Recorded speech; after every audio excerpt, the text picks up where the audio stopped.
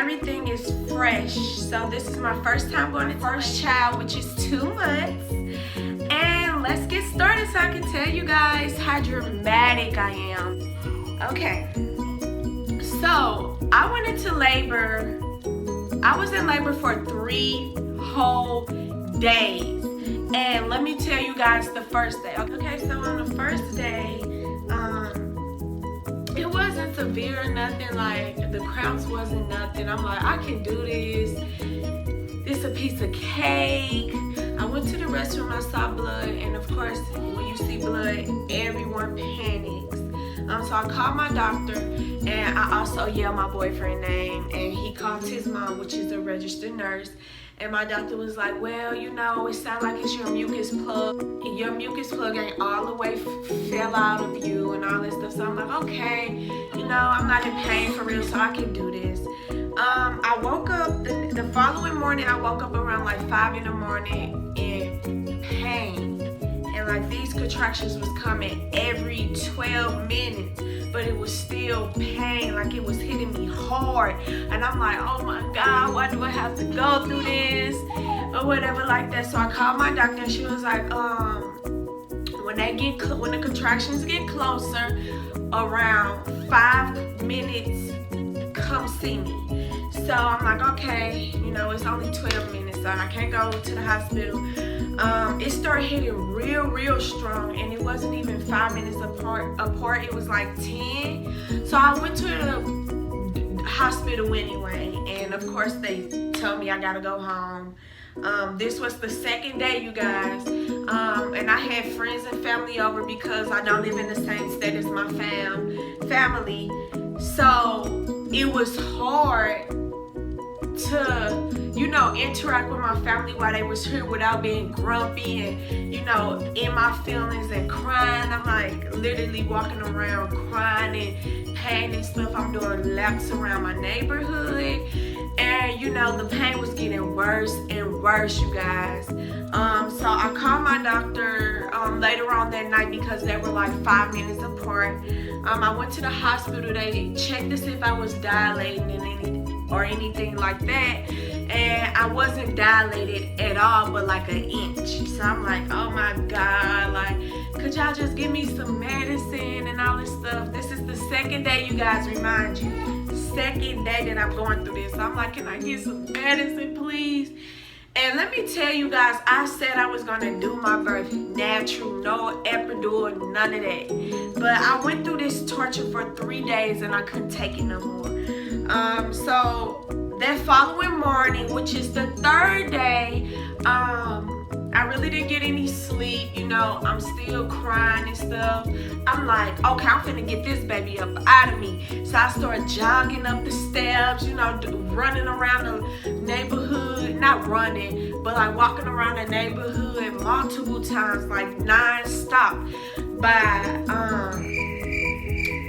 4 o'clock, I went to the hospital, and they was like, you dilated, you know, 2 centimeters, I believe. So we're going to keep you here and watch you and all that stuff like that. Hold on, I'll be right back. He's crying about that, you guys. I'm back. Say hi to my son. His name is Cameron. He is a junior, so we just call him CJ. Say hi to the cameraman.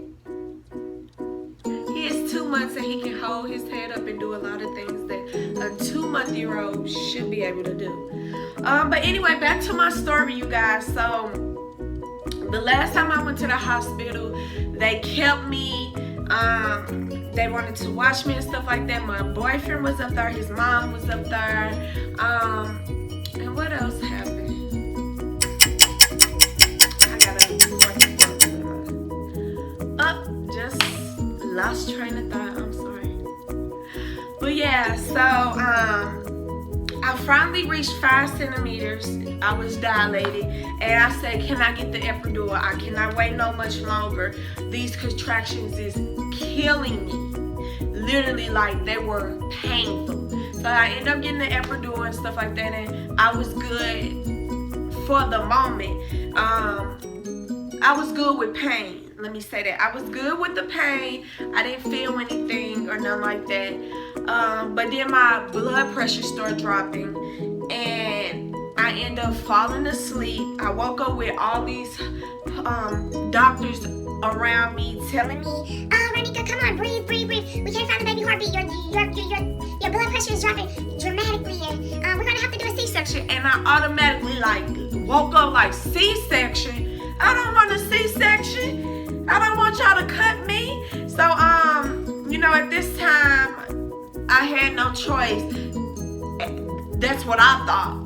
But they end up finding my baby heart rate, and I was able to give natural birth.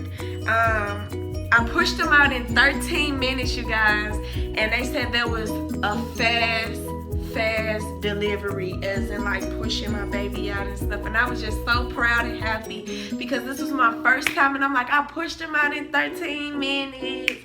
Then all my family and friends came in. They saw the baby, held the baby, and everybody was just so excited because this is my first child, and he was so light. He was lighter than this, and everyone was like, oh my God, he is so precious. And he had a head full of hair, which he still does.